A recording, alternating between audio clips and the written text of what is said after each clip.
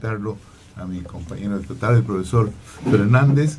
Es un gusto, profe, buenas tardes. Igualmente, un gusto para mí poder hacer este espacio que espero de que vaya dando alguna información y sobre todo alguna forma en especial de ver la historia en este momento muy particular, para que después podamos hacer, me imagino yo, reflexiones y análisis de lo que es el marco, de lo que ha sido la relación de Belgrano con Loreto.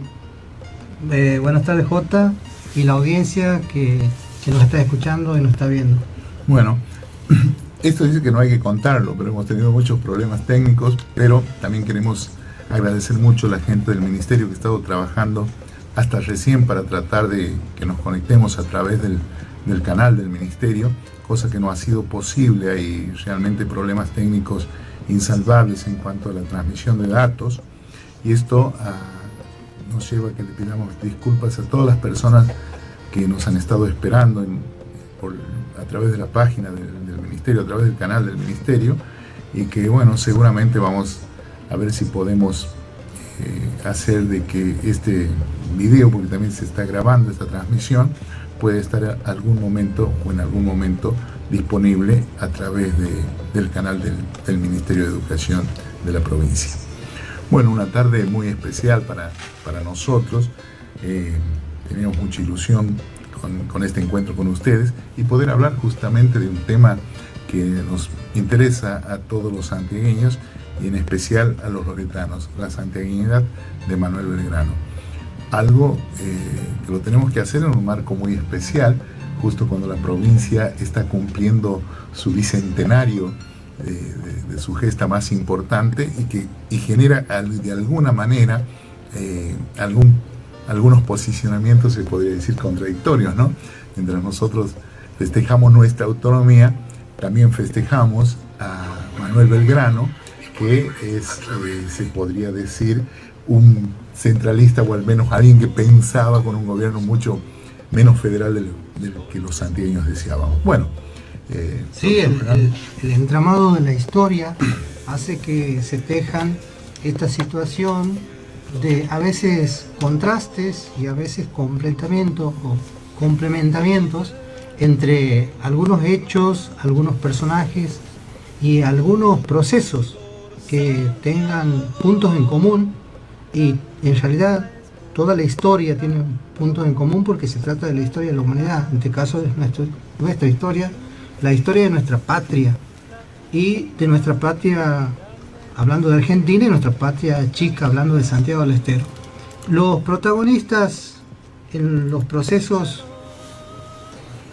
aquellos que vinieron gestando nuestra independencia, los encontramos en común por el hecho de que hay muchas figuras de nuestra historia santiagueña que han participado en los mismos procesos que ha tenido a Manuel Belgrano como un sujeto importante y gestador de estas acciones que han hecho posible que estemos celebrando nuestros bicentenarios patrios en esta fecha. Por lo tanto, va a haber situaciones y va a haber hitos en común entre la historia de la Argentina, de nuestra nación, y la historia de Santiago del Estero. Por eso es por ahí la cuestión de la santiaguinidad en un principio parece ser una cuestión solo de parientes o de lazos sanguíneos, como aludíamos los loretanos en busca de recibir el legado belgraniano. Creo que esa santiaguinidad de Belgrano va mucho más allá de eso, ¿no? Seguro. A ver, si pensamos nosotros desde épocas donde todavía estaba en vigencia el orden colonial, muchos de los funcionarios españoles que estaban en estas tierras han sido los que han sentado, digamos, el simiente de algunos de los pueblos y de las familias que han protagonizado procesos fundacionales de los pueblos. Y tenemos el caso de los Islas, que es la familia materna de Manuel Belgrano. Entonces, tan importante es la presencia de esta familia allá todavía en el siglo XVII, estamos hablando de 1687. Loreto era conocido como un camino de carretas que tenía un alto, tenía una localidad en la que se pasaba y que era la Almona o Islas. Ya lo nominaban de ese modo. En 1717 aparece también en los itinerarios que es de la ruta, digamos, entre Buenos Aires y Potosí, como la dormida o rodeo de islas.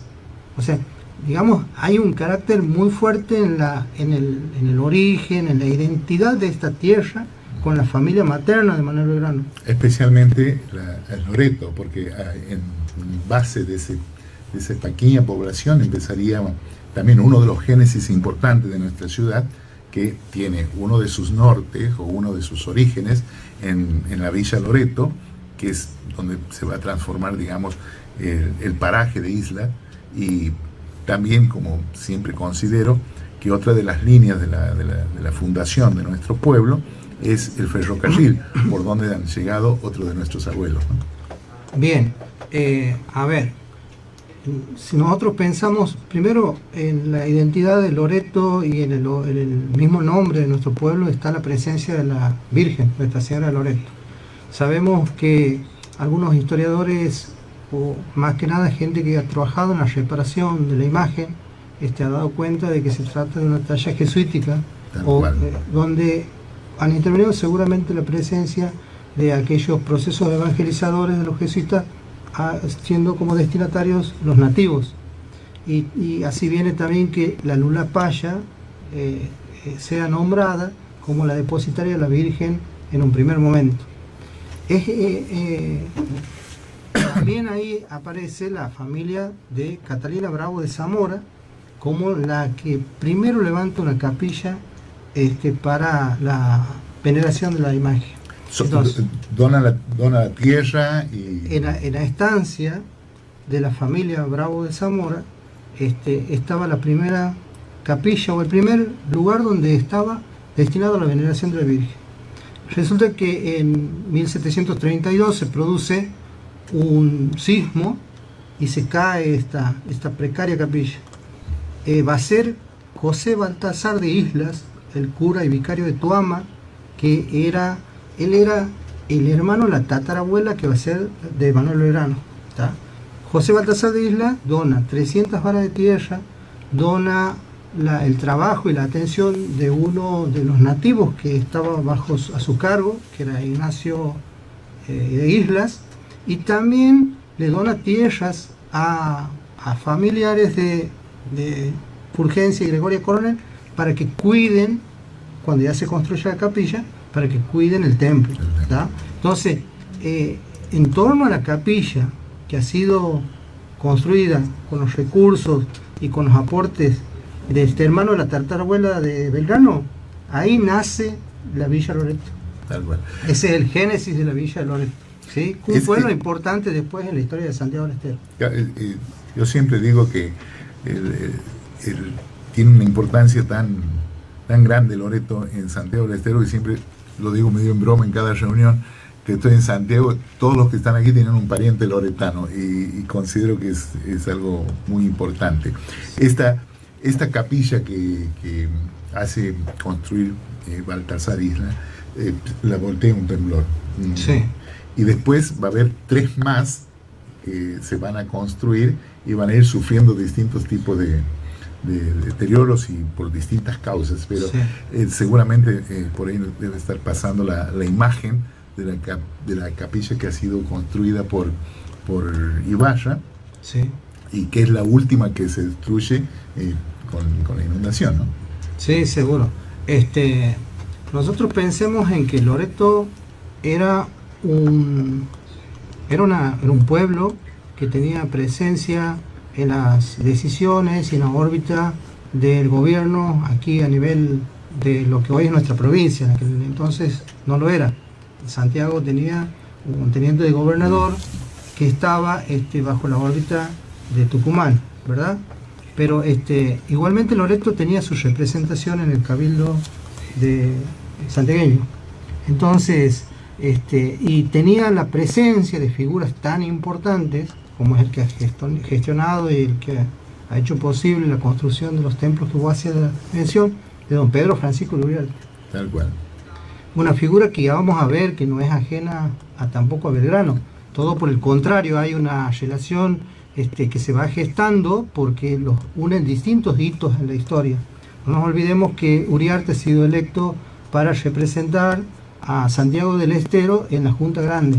Ese ha sido el primer contacto, digamos, entre Uriarte y Manuel Belgrano. Más allá de que Uriarte llega un poco tarde, ¿sí? Por ahí es una característica de los santiagueños. Pero tiene contacto con Manuel Belgrano y empieza a establecerse una relación que luego se va a intensificar justamente por el paso de Manuel Belgrano aquí por el yugo, pero todavía falta para que lleguemos a esos detalles. A mí me gustaría, profe, en verdad me gustaría estar tomando mate en este momento, pero bueno, no se puede. Sí. Me gustaría un poquito, no hacer una cronología de por ahí nos aburre mucho escuchar nombres que no conocemos, pero a ver, si tenemos que decir el lazo sanguíneo, para empezar con la santiaguinidad. Nosotros hemos hablado de dos familias hasta el momento, los Bravo de Zamora y los Islas. Catalina Bravo de Zamora se une el matrimonio con Francisco de Alba y tienen como hija Juliana Alba Bravo de Zamora, y ella a su vez se casa con un funcionario español, protector de indios, José de Islas, y de esa unión nace Lucía de Islas. Ella se va a contraer matrimonio con Juan Guillermo González y Aragón, y aquí es importante porque ella va a ser la bisabuela de Manuel Belgrano y también lo va a ser de Juan José Castelli, otro de nuestros grandes, digamos, hombres que han gestado la revolución de 1810. De alguna manera todos sabemos, pero vale remarcar, Juan José Castelli, Mariano Moreno, Manuel Belgrano y Juan José Paso de alguna manera han sido los paladines ideológicos de la revolución. Todos con las ideas de la Ilustración. Belgrano es el único que ha podido cursar sus estudios en Europa, en España, y lo ha podido vivir de cerca al proceso revolucionario francés. Todo lo que ocurre en Europa. Pero lo mismo, Castelli había estudiado en la Universidad de Córdoba y Mariano Moreno en Chuquisaca. Los tres habían absorbido estas ideas de la Ilustración, pero el que más encendido tenía, y digamos, era don Manuel Belgrano, más allá de lógico, el que lideraba, sabemos esto, a los revolucionarios más radicales era Mariano Moreno.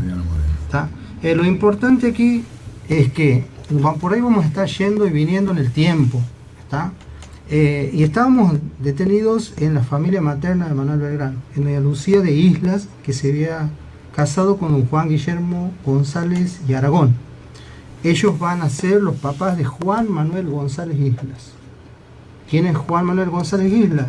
El que contrae matrimonio con María Inés Caseros y Salazar, y son los papás después de María Josefa González Caseros, que es la mamá de don Manuel Belgrano. ¿Qué es la que a mí me interesa en todo esto? Sí.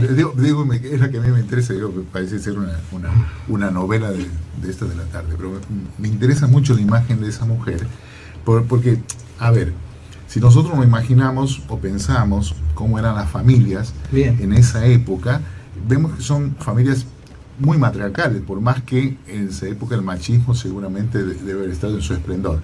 Pero los niños se criaban con la madre hasta los 12 años, más o menos, hasta los 13 años, y recién empezaban a tener una relación con el padre. Hasta ese momento es la formación, digamos, a donde Belgrano va a mamar muchísimas de las cosas que después plasmaría. Hagamos una salvedad para entender mejor el contexto familiar de Belgrano. El papá de Belgrano era Domingo Belgrano Peri. Era un comerciante exitoso y con muchos negocios a cargo en distintas localidades. Pues, se dedicaba al comercio y dominaba gran parte del comercio de la colonia, inclusive con negocios en el Alto Perú, o con transacciones en el Alto Perú. Dicho, económicamente. Entonces, muy bien, porque pueden mandar a su hijo a estudiar a Europa. Seguro.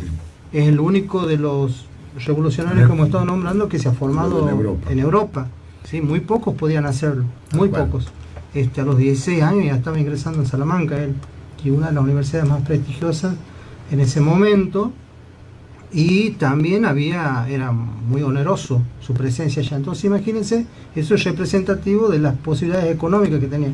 Lo que hace el papá es justamente inculcarle aquellas aquellas ideas, crearle una perspectiva, un horizonte de posibilidades que ofrece el progreso material, el progreso económico. De ahí a su inclinación también a seguir lo que tiene que ver con las ciencias de la economía, esos estudios en España. Y volviendo al contexto familiar, lo que podemos decir es muy bien lo que acotabas vos respecto a la mamá. Primero era una familia numerosa y una familia importante, con un abolengo muy notable, con un estatus que se destacaba y tenía, bueno, muchas relaciones sociales, económicas, ya lo hemos dicho. Tal es así que dice que tenía, en un total vivían 35 personas en la casa de verano. Había que cocinar, parece. Seguro. La mamá, lógicamente, era la que organizaba la vida de la familia, digamos, hacia adentro. Pero también hay que destacar una cuestión. Belgrano todos conocemos la abnegación, la entrega, la vocación de servicio infinita, porque un hombre que ha entregado su vida, sus recursos y sus posibilidades y sus expectativas que cualquiera de nosotros tiene, resignarlas por una causa hacia la patria, tiene que tener un compromiso espiritual, moral, una base espiritual, seguro, que lo he ido preparando para eso. Entonces, ¿dónde se ha forjado eso? Eso es forjado en su familia.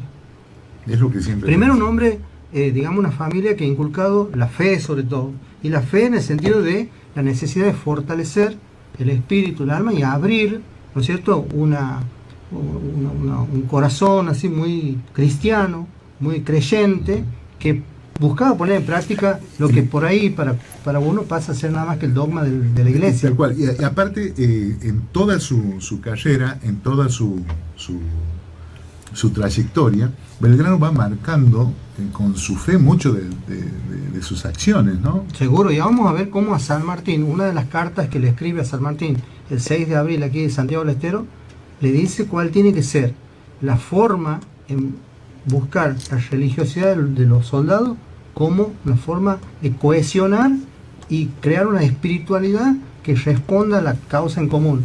Y además le va, de alguna manera le impone un perfil católico a San Martín para que de esa manera asuma el mando del ejército del norte.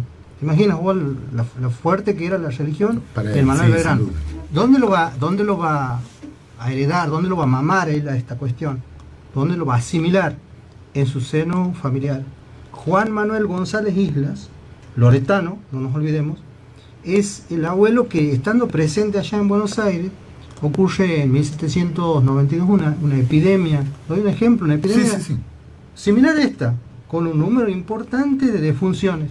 Y él ve cómo se producen situaciones horrendas como las que por ahí podemos ver que han ocurrido en Ecuador o en algunos países de Latinoamérica, donde justamente los más pobres tienen que llevar de un modo muy, muy lamentable y doloroso a sus parientes a ser enterrados. Entonces él dice, no, ¿qué podemos hacer? Y crea la Hermandad de la Santa Caridad. ¿Está? Y a partir de ahí la familia entra en un trabajo social importantísimo, tal vez así que su hijo, que después que ha sido cura también, José González Islas, él en su lugar de sacerdote sigue la obra de su padre, y es más, crea un colegio de huérfanas, ¿está? Crea un colegio de huérfanas y además se ocupa de sostener el primer hospital de mujeres creado por la abuela materna de Manuel Belgrano. Digamos un poquito un compromiso muy grande. Claro, podemos decir un poco, ¿no?, que no sería extraño después, con el tiempo corrido, de que teniendo todos esos ejemplos en su familia, Manuel Belgrano se le dé por la educación, por apoyar, por fomentar, por crear, por entregar su vida. Seguro. Y una educación marcada por la religiosidad. No nos olvidemos que antes, digamos, una escuela de las primeras letras, pensemos en el contexto colonial, fines del siglo XVIII, los que brindaban el saber ese básico de aprender a leer y escribir eran los sacerdotes en los conventos. Él va a una escuela de Dios de los Santos Dominicos, así le llamaban, y tenían algo así como 100 niños a cargo, el sacerdote, y él era el que les enseñó las primeras letras. Y no solamente esto, sino que les inculcó el catecismo de la iglesia, todas las formas litúrgicas, y eso prendió fuerte Manuel Belgrano. Volviendo a la mamá de Manuel Belgrano, un carácter, digamos, una personalidad muy firme, además con gran ascendencia sobre su hijo en esto, de permitirle que él empiece a desarrollar formas autónomas de manejarse, de tomar decisiones. Ella pone esto muy expreso, por ejemplo, en una situación que es muy conocida. Resulta que el papá, don Domingo Belgrano Peri, tiene una situación desafortunada. En un momento el virrey Loreto le inicia un proceso legal pensando que había una suerte de defraudación por un socio que tenía Belgrano Peri, y le termina quitando los bienes, secuestrando los bienes, y entonces la madre no le quedan recursos para manejar la casa, porque lo apresan inclusive a Domingo Belgrano Peri. ¿Qué es lo que hace la mamá? La mamá inicia la defensa férrea, inclusive ante el mismísimo virrey Loreto, ¿está?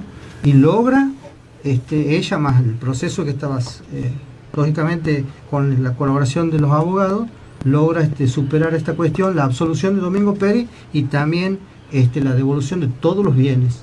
Claro, pero pasa todo un proceso de lucha, todo un proceso de hacerse cargo de una gran familia con su marido preso, y es lo que tratábamos de decir un poco al principio, al menos trataba de transmitir, la importancia que tiene la familia en las decisiones posteriores que va a tomar Belgrano. Y empezamos a correr el tiempo. Seguro, Belgrano vuelve de allá de España y tiene a su cargo nada más y nada menos que el consulado, la Secretaría del Consulado, donde va a tratar de poner en acción y va a tratar de hacer efectiva una gestión que materialice las ideas que él traía tanto en su formación económica como política, y lógicamente con efectos en la educación. Si hay una palabra que caracteriza a Manuel Belgrano, es la de, tenemos muchas palabras para decir, para nombrar, digamos, los valores morales y éticos de Belgrano, pero también vale aquí destacar la posibilidad de un hombre que vea más allá de su realidad inmediata, que vaya pensando en el futuro, y esa es la palabra. Lo has dicho vos, un visionario. Él desde el consulado no solamente que va a tratar de difundir aquellas ideas, tal vez el telégrafo mercantil, el collar de comercio, sino que también trata de hacer obras que sean básicas, fundantes para el progreso posterior. ¿Tá? Por ahí cuando crea la escuela de ciencias navales, muchos no entendían por qué, y inclusive no lo apoyan en la idea, o sea, no les restan recursos, le contestan que no era conveniente.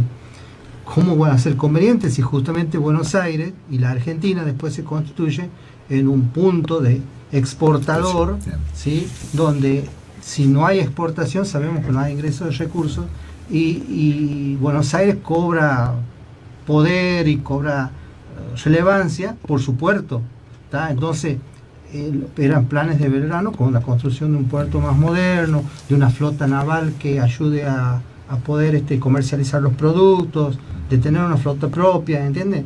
O sea, quiero decir que estaba pensando cómo hacer que esta patria se desarrolle en base a los más modernos caminos que ofrecía en ese momento la economía. En base de los conocimientos. El intercambio y la integración al mercado mundial. Claro, y la formación como base, ¿no? El conocimiento como base de todo tipo de transformación. Y nosotros en economía estudiábamos la sustitución de exportaciones en los gobiernos de Perón, como los primeros intentos, y Belgrano ya pensaba en la sustitución de exportaciones en aquella época. No estaba a favor de que nos quedemos exclusivamente con los recursos primarios como forma de producción y de forma de adquirir recursos para el país. Y él decía, miren muchachos, no vendamos la materia prima porque la van a industrializar y nos van a vender los productos después más caros. Era más o menos la mirada que él tenía. Seguro, y va a generar trabajo allá, y los nuestros van a mirar pasar el progreso en manos de unos pocos que sean los beneficiados por un modelo agroexportador, que es lo que ha ocurrido más adelante en nuestra historia. Y él lo avisoraba allá antes de la revolución de 1810. Tal cual. Bueno, eso es importante. Después trasciende mucho el aporte que él hace a la misma causa iniciada con la revolución. Quiero decir, a ver, Buenos Aires, la Junta formada en Buenos Aires, la Junta Grande y el Triunvirato, han tenido que luchar y buscar la adhesión de los distintos puntos de los pueblos que formaban parte del Virreinato del Río de la Plata. Uh-huh. Y también había muchas luchas internas que han ido restándole posibilidades, digamos, concretas de lograr una lucha cohesionada por la libertad y la independencia. Y también han restado la posibilidad de establecer acuerdos básicos, porque había que dar dos pasos fundamentales para consolidar la revolución. ¿Cuáles eran? La independencia y la organización política del Estado. Los dos, ¿verdad? ¿Y cuánto tiempo nos ha llevado eso? ¿Sí? Nos ha llevado 6 años declarar la independencia y nos ha llevado, ¿cuántos años más? 43 años poder organizar bajo una constitución. ¿Está? Más allá de los intentos que ha habido a partir de 1813. ¿Está? Entonces, estas desuniones nuestras que vienen desde tiempos coloniales y que salen a la luz cuando intentamos tener una causa en común, que es forjar una nación organizada políticamente, se ponen en evidencia a lo largo de la historia. En un momento fueron morenistas y saavedristas y después fueron centralistas y federales. Y en ese entramado lamentable y que nos ha dividido tanto, se han postergado muchos objetivos, propósitos sagrados que hacían al común y que hacían la consolidación de la nación. Bien. Como organización.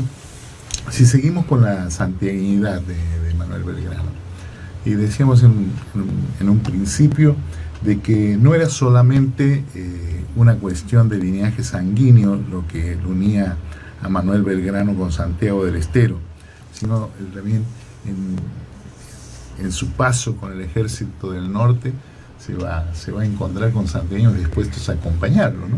Sí, seguro. No nos olvidemos que el cuerpo de patricios santiagueños se había unido a la lucha por la emancipación allá en 1810, después de su creación, y el paso precisamente de Ortiz de Ocampo por acá al frente de las tropas se habían sumado, había sido creado por Juan Francisco Borges, ejército, y bueno, sumó a varios santiagueños ilustres como Gabino Ibaño, Félix Concebat y también a Lorenzo Lugones. ¿Por qué la figura me detengo en Lorenzo Lugones? A ver, ha sido primero el oficial más joven que ha tenido Belgrano en su ejército. Ha sido el santiagueño que ha estado muy cerca del general en los momentos más difíciles, tanto para la causa por la emancipación como para las tropas del ejército del norte. Ha estado tan cerca que él es el que relata al Belgrano vencido allá en Ayohuma. Sus memorias le permiten a Mitre reconstruir la historia de Belgrano, donde da cuenta que Belgrano, con la bandera en la mano y viendo el sinnúmero de cadáveres que estaban al frente de él, en un montículo que había sido el último reducto de las tropas patriotas, miraba desde ahí el campo de batalla petrificado. El mismo Lugones dice que parecía una estatua, ¿tá? Y Belgrano se dio vuelta ante algunos de los oficiales que quedaban, y también hay una frase que dice, hemos perdido después de haber luchado tanto, ¿tá?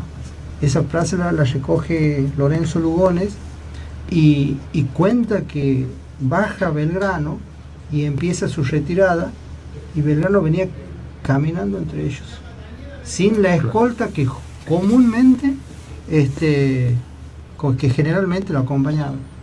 Y tal es así que en esa experiencia tan lamentable y dolorosa tiene que compartir con los soldados, y dice que, cuenta Lorenzo Lugones, los podía reconocer a pesar del dolor, y me imagino yo la situación que estaba viviendo, por nombre y apellido a sus soldados. Digo, esto es para decir que muchos santiagueños han peleado al lado de él, han formado parte de sus tropas y han tenido la cercanía y han gozado del afecto y del aprecio de Manuel Belgrano. Tal es así que Lorenzo Lugones, después de estar tan cerca, estamos hablando de 1813. En 1816 forma parte de la rebelión en busca de nuestra autonomía por Juan Francisco Borges. Y él está con Borges y defiende la causa. Y también cae vencido en Pitámbala, y lo que sí, Belgrano le perdona, digamos, la vida a Lorenzo Lugones y vuelve a formar parte de los ejércitos de la patria, lógicamente con una degradación de su cargo que después lo recupera. Tiene estos vaivenes la historia, quería decir, estos claros y oscuros, en el sentido, digo, hombres que no estamos denostando tampoco cuando decimos claro, no, quiero decir el matiz de las ideas, de la causa, ¿sí? Y la misma pasión que impulsaba a estos hombres, que por ahí se lo descanaliza demasiado, ¿no? A nuestros próceres. Sí, seguro. Y parece ser como que gente que no se equivoca, que no toma pasiones, de que... Sí, por un lado la pasión y por otro lado esto de transitar un camino que buscaba institucionalizar al Estado y consolidar a las autoridades. Belgrano era, en ese sentido, era muy disciplinado, y eso lo llevó a cometer algunos errores. ¿Por qué razón? Porque respondía a sus autoridades naturales o institucionalmente instaladas. Siempre respetó el orden de mando, con algunas excepciones, como cuando bajaba con 4, y cosa que se materializa en el año 1999, un 15 de julio, cuando se inaugura la Escuela de la Patria después de 181 años, la gestión quizá una de las más largas en la historia. ¿Sí? Uno de los trámites más largos. Y ahí vas a hablar vos, porque vos sé que has participado muy activamente en la gestión. En ese tiempo. Contanos ahora vos sobre la gestión. Bueno, sí, la verdad me encantaría tener la memoria que tienes para los datos, lo escrito yo ya no me acuerdo, pero no se podría hablar de la Escuela de la Patria sin traer el nombre de Miguel Herrero. En la Escuela de la Patria en Loreto tiene ese pilar, Miguel Herrero, y junto a él el grupo de docentes jubilados de Loreto, que era la agrupación de docentes jubilados de Loreto, que lo acompañaba, y que quizás hacía un relato, una vez nos decía Miguel, me contaba que va a visitar a su hijo en Tucumán, a Daniel, que estaba estudiando medicina, y se compra la Gaceta, y en la Gaceta sale una nota escrita por un arquitecto donde contaba que la herencia de Belgrano tucumana no la habían recibido nunca, y que empieza, de hecho, esa nota termina con la construcción de una Escuela de la Patria en Tucumán. Y Miguel viene con esa idea, recién jubilado, y alza la bandera de esa idea y dice, ¿por qué no para Santiago?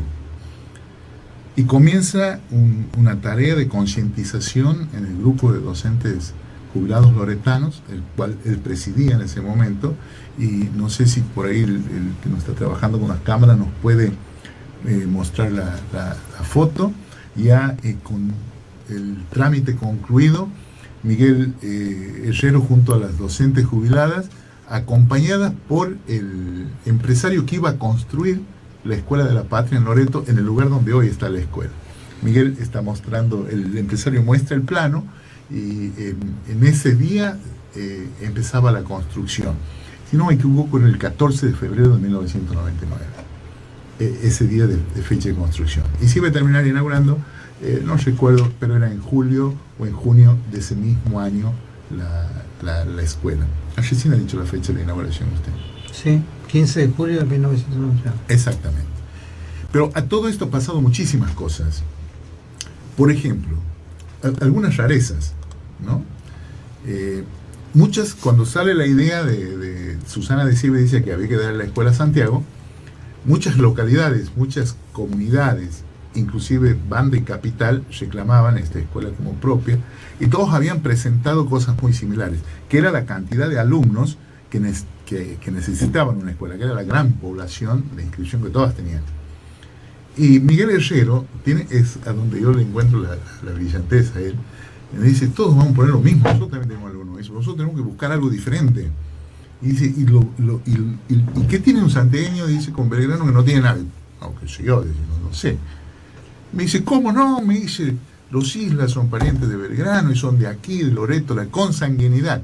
Esa es nuestra teoría y esa es la teoría que tenemos que impulsar para conseguir la escuela. Y ahí comenzó esa gran idea que y nadie le hacía caso. En verdad que nadie, ni siquiera muchos loretanos dudaban de que eso sea posible. Fue tanto así que el diputado que presenta en la Cámara el proyecto de comunicación es el hermano de Miguel, que no era diputado por Loreto, sino diputado por la banda. O sea, el proyecto para la escuela por Loreto la termina presentando un diputado bandeño. Entonces, seguramente la historia un día lo va a contar y va a aparecer como una rareza.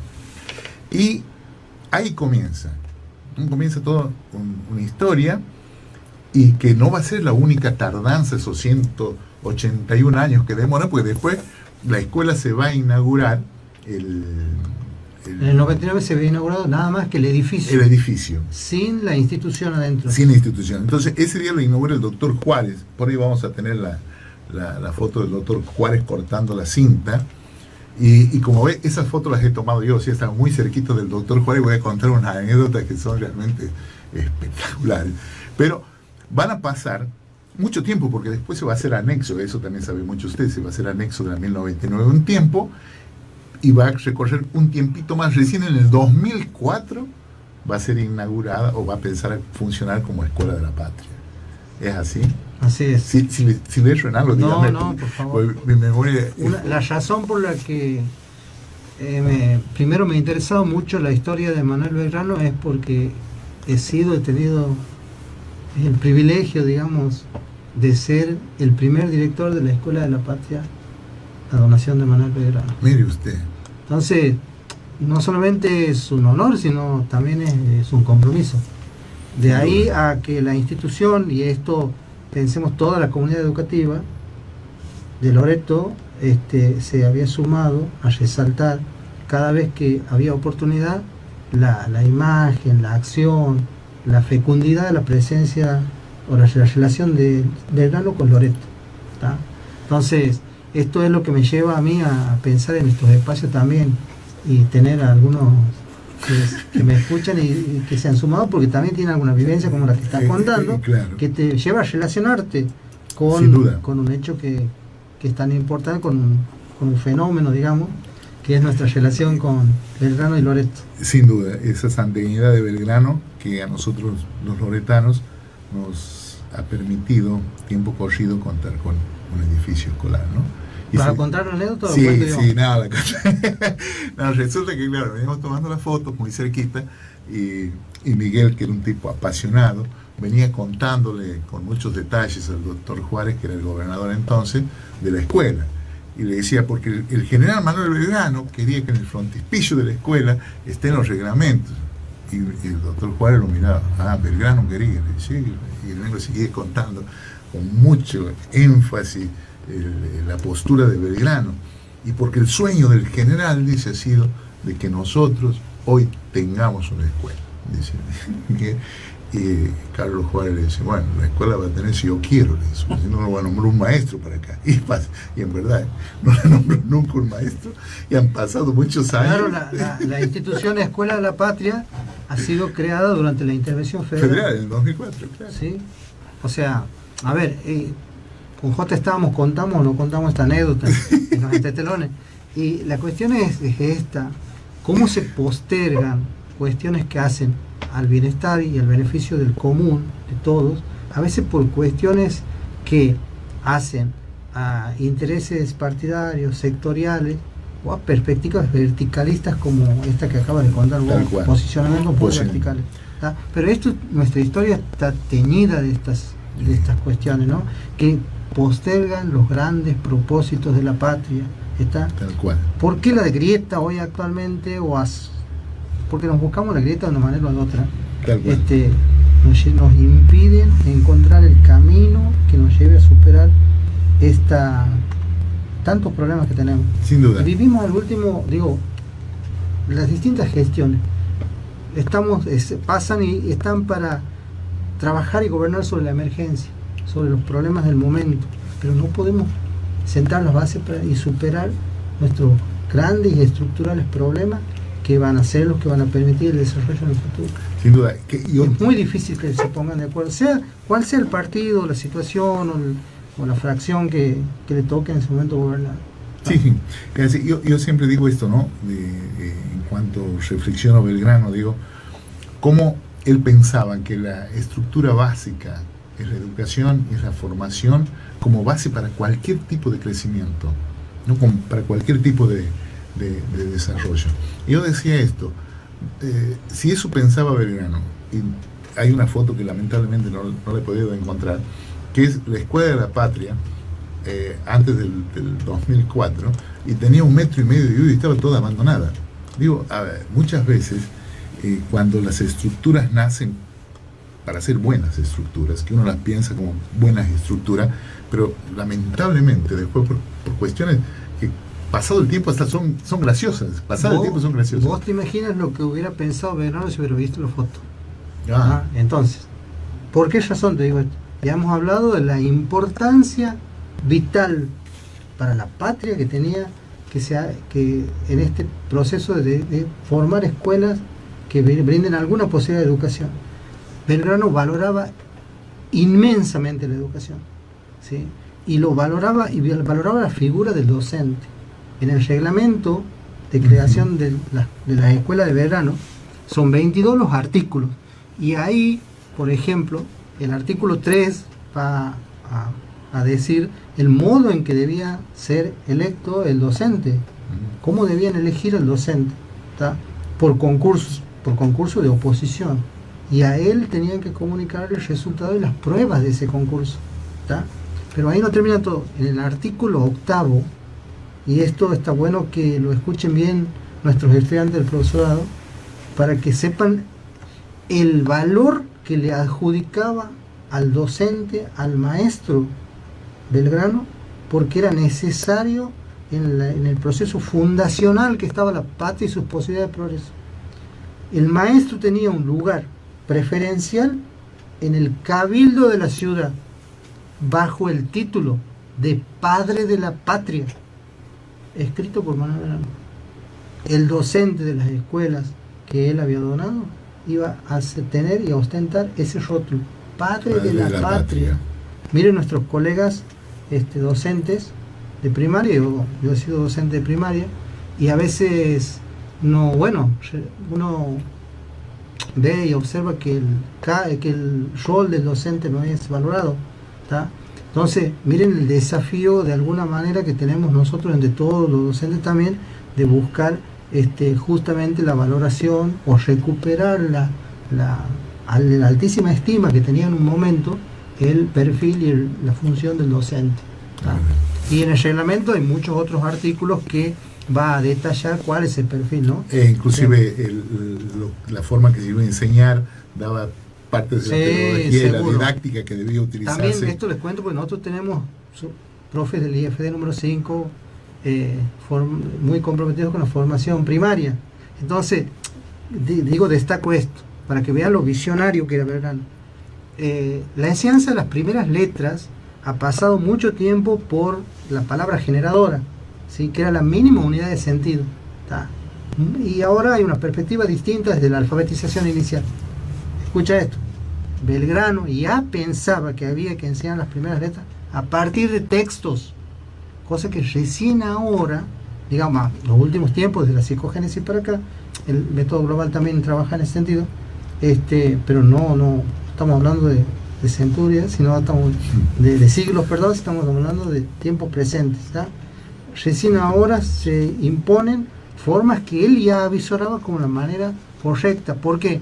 Porque él apelaba a la única presencia lingüística, material, concreta, que era el catecismo de Fleury y de Astete, ¿sí? Que estaba a disposición del cura que iba a enseñar, ¿sí? Y esos eran los textos que iban a ayudar al aprendizaje de las primeras letras. Los textos. Belgrano pensaba en textos, y nosotros durante mucho tiempo pensamos nada más que en palabras sueltas. ¿Me entiendes? Mira vos la mirada superadora de lo que buscaba en educación, ¿no? También con una gran connotación religiosa. ¿Por qué razón? Porque estas primeras escuelas, él aprendió de un sacerdote sus primeras letras. Sarmiento aprendió también de un sacerdote. A ver, en los pueblos como, me imagino que como Loreto, con Uriarte como cura y con el gran compromiso social, eran cuestiones casi emprendimientos personales, con vocación social y de servicio, enseñar las primeras letras. José Gervasio Artigas las llamó las escuelas de la patria por primera vez, porque eran aquellas semillas, ese germen de lo que después ha sido el sistema educativo argentino en su carácter de universalidad y para todos la educación primaria, ¿no? Así es. Entonces, ese también es es un término importante para entender por qué el nombre de Escuela de la Patria. A las escuelas a partir de la Revolución se los empezó a llamar Escuelas de la Patria, ¿sí? Un poco para diferenciarla de que ya existían en tiempos de la colonia. Bueno, no sé cómo estamos con el tiempo, creo que empezamos a salir, si no me equivoco, como decía Atahualpa Yupanqui, que vamos a entrar a salir, allá nos enseña, el otro escribe las cosas. Bueno, ahí hay esto sí, por ahí vamos a resaltarlo, porque quizás de la serie de eventos el más destacado, a su paso por Santiago del Estero, su paso por el Yuma, precisamente. Por Santiago del Estero pasó tanto San Martín como Belgrano cuando iban hacia el norte y cuando retornaban. El contexto, la situación personal de Belgrano en 1814, a él lo reemplaza Belgrano el 30 de enero de 1814 en el mando del Ejército del Norte, allá en Salta, en la posta de Yatasto. ¿Sí? En la posta de Yatasto. Famoso abrazo. Sí. Se nos perdió la foto. Bueno, entonces,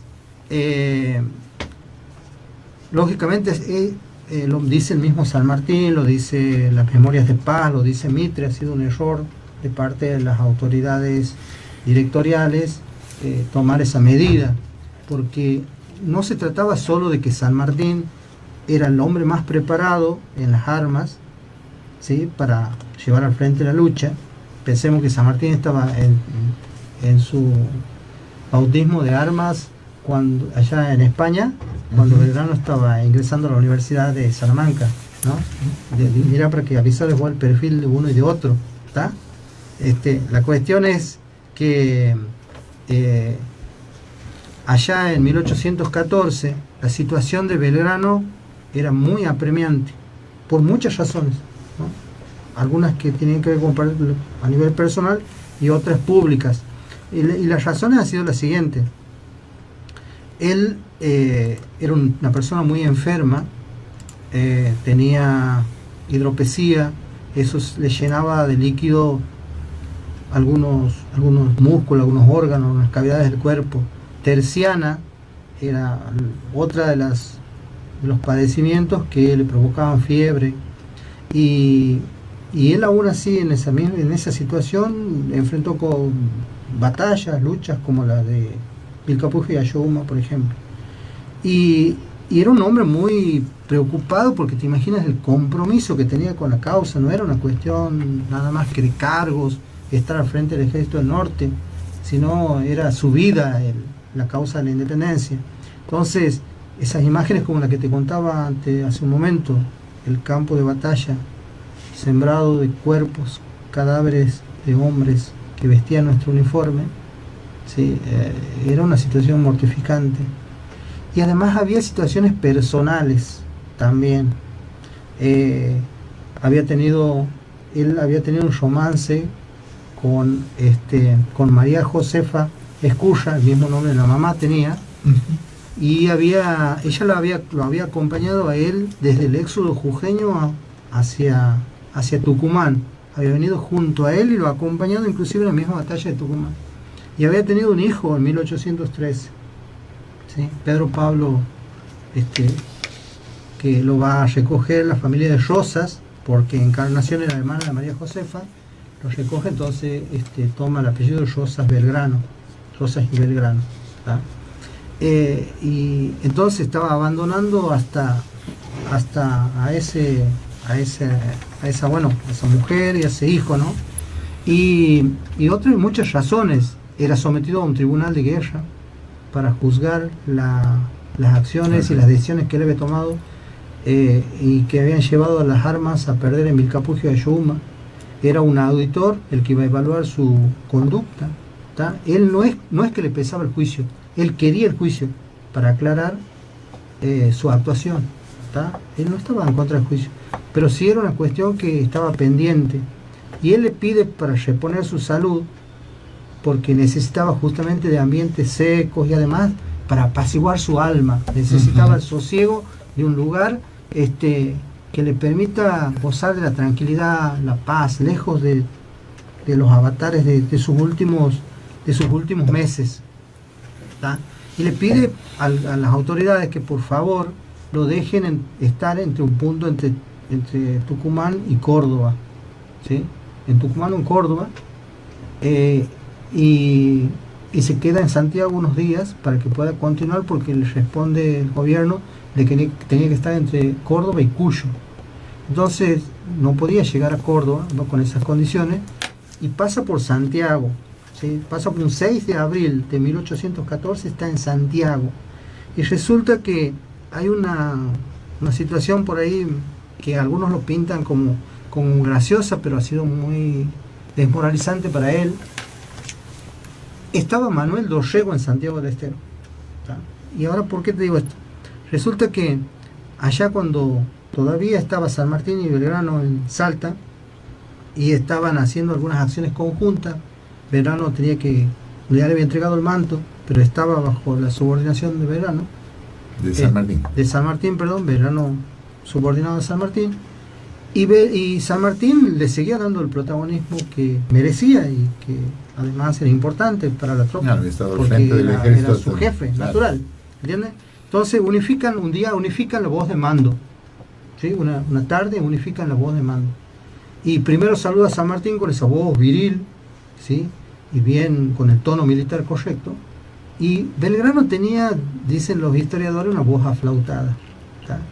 Y Belgrano da la voz de mando después la de San Martín, y Manuel Dorrego, que era muy valiente y con un gran aporte a la causa de la emancipación, pero era tremendo en cuanto a su humor, ¿sí?, y no se guardaba nada. Él dejaba trascender todo lo que sentía y experimentaba. Sabemos que más adelante eso le trae grandes consecuencias hasta su vida misma, porque él termina fusilado. Se ríe de Manuel Belgrano, ¿tá? San Martín agarra un candelabro y lo rompe a pedazos, lo tira, lo rompe, y le dice que él no puede reírse de un general, de un superior. Y le dice a Belgrano, otra vez haga la voz de mando. Vuelve a hacerlo y vuelve a reírse de Dorrego. Y lo confina a Santiago del Estero. Dorrego estaba confinado a Santiago del Estero. Dorrego pensaba el modo de vengarse de Belgrano, ¿tá? Entre los dos con el mismo interés y motivación.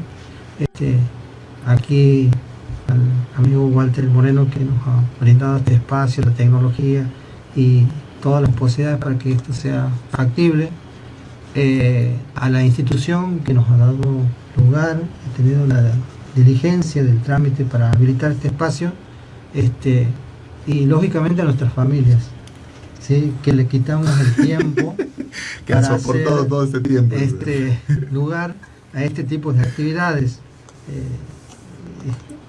La familia ha tenido mucho que ver en la personalidad y en la acción misma de Manuel Belgrano, y nosotros, más allá de que estemos lejos de tener las cualidades del prócer, también nos debemos una familia, y así que, bueno, también sí, agradecerles. Sí, podemos estar aquí porque nos apoyan y nos acompañan en esto. Lamentamos mucho de no haber podido salir por el canal de YouTube. Creo que va a haber posibilidad de subir esta charla, sin duda. Y bueno, esperemos perfeccionar el trabajo técnico en otro momento. Bien, siempre digo, si bien soy un contador de historias y no un protagonista de las historias, pero siempre digo que la historia en sí misma, el estudio de la historia en sí mismo, no tiene un sentido válido si no es resignificada por los contemporáneos posteriormente, digamos, por nosotros, por lo que vivimos actualmente. Creo que resignificar a estos hombres también nos ayuda a poder avisorar un futuro mejor para todos, fundamentalmente para nuestros hijos. Quiero también repetir los agradecimientos del profe. Yo voy a mirar para allá porque tengo que leer, porque soy un hombre de edad y me olvido de todo. Al Ministerio de Educación de nuestra provincia, Santiago del Estero, a su técnico, especialmente a Matías Herrera, que este hombre ha padecido con nosotros todo este tiempo, fundamentalmente él, a la gente de Patrimonio Cultural de Santiago del Estero, al Instituto de Formación número 5, nuestro querido instituto, a los colegios secundarios de San Juan y San Gregorio, los agrupamientos rurales que nos han apoyado y nos han acompañado en esto. Y fundamentalmente a toda la gente que nos ha estado acompañando y ha sufrido junto con nosotros los problemas técnicos, los cortes, la delay, bueno, en fin, todo lo que seguramente han estado pasando. Nuestras disculpas, es un problema de redes, no podemos manejarlo nosotros desde aquí. En fin, nada, nuestras disculpas y ojalá que la próxima vez todo funcione mejor. Muchísimas gracias a todos.